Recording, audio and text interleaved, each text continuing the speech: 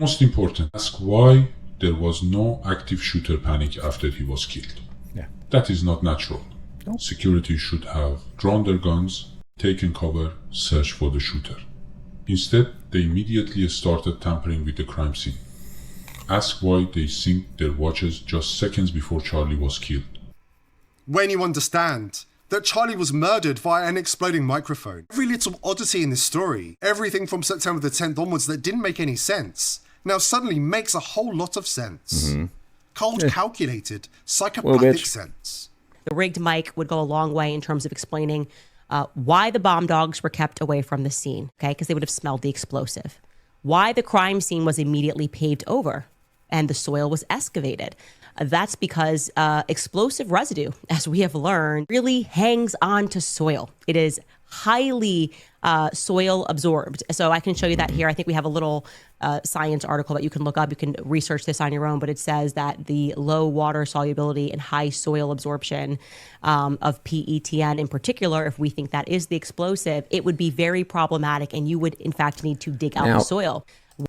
I'm kind of starting to get on board with, well, although I agree with some of the road mic theory, and there is blood coming out of Charlie's back that Candace missed. And you can see that on my Substack. I found the exact frame where blood started soaking through his shirt on the back right before he fell down. You see the shirt turning red.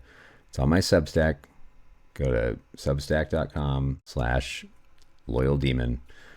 And we'll just pull that up right here real quick just so I can show you I'm not full of shit. All right, this is my book, Martyring Charlie. But I did find something interesting that Candace missed when she shows the back footage of Charlie that could either be, the theories on this, the exploding mic, which I could see could happen. Israel uses those things. They love them.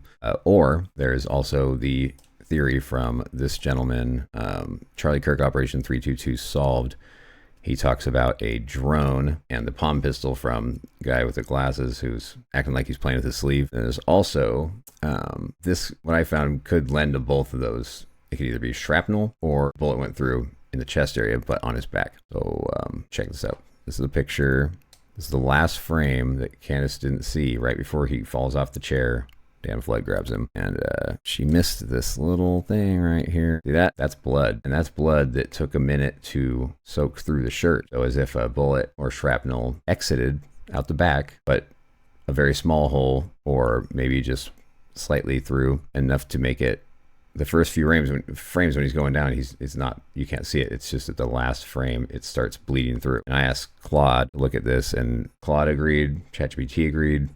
It looks like the beginning of blood beginning to soak through the shirt. Then we have this other gentleman, this homeboy over here. I haven't watched any of these yet, but he believes it was a Predator drone, Israeli drone from pretty far away, and then the palm pistol. Listener, you've sent us over 5 hours of source material. These incredibly intense, independent video analyses about the tragic event involving the political commentator, Charlie Kirk. The second one, which is kind of a course correct, but the source claims to prove the victim, Charlie Kirk, was hit twice. Which would completely undermine the lone gunman theory.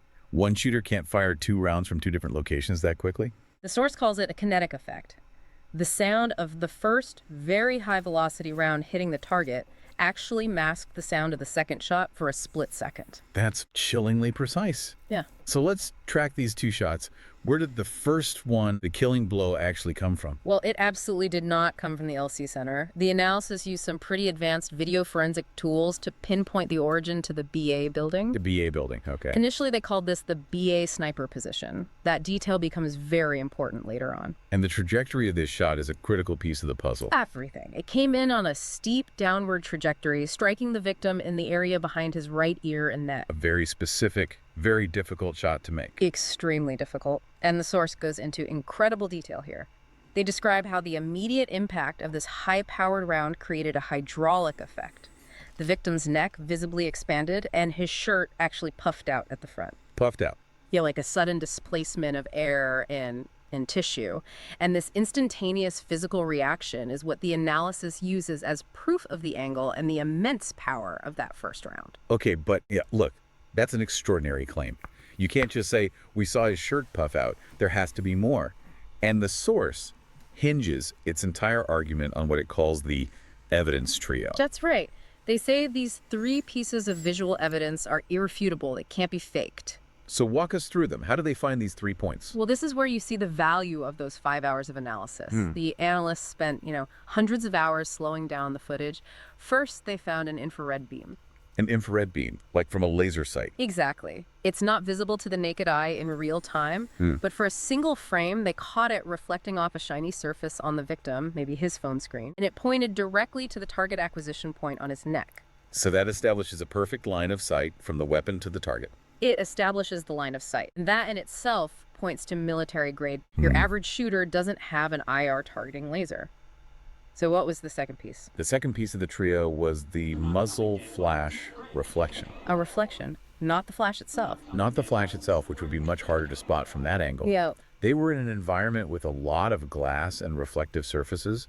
The analysts were able to isolate a tiny faint flash that was caught in the nearby window. And they could trace that back. By triangulating the angle of that reflection with the known line of sight from the infrared beam, they could lock the origin of the shot to that specific area of the BA building. It completely rules out the LC Center. Wow.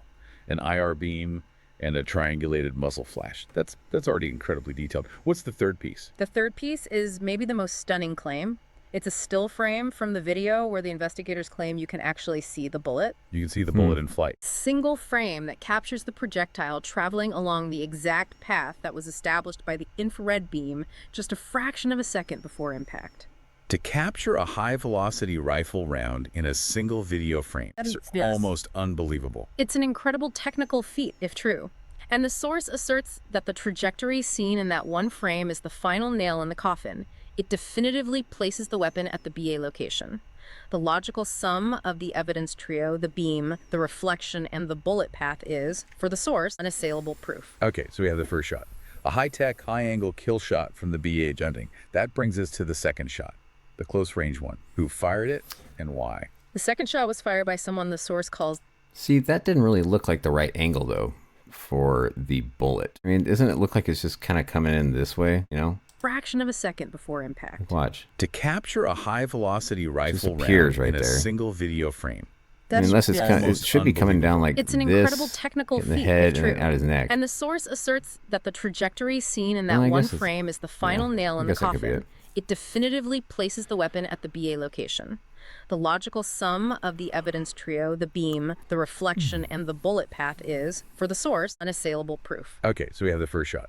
A high-tech, high-angle kill shot from the BA junting. That brings us to the second shot, the close-range one. Who fired it and why? The second shot was fired by someone the source calls the palm shooter. The palm shooter. Cutler. And this is where it gets even. This person was allegedly part of the victim's own security detail. What? Yes. Positioned right in front of him, slightly That to looks his like a left. fly or So a the bug. second shot came from someone he trusted, someone who was supposed to be Comes up. protecting him. It was designed to create maximum confusion. Maximum confusion and maximum lethality.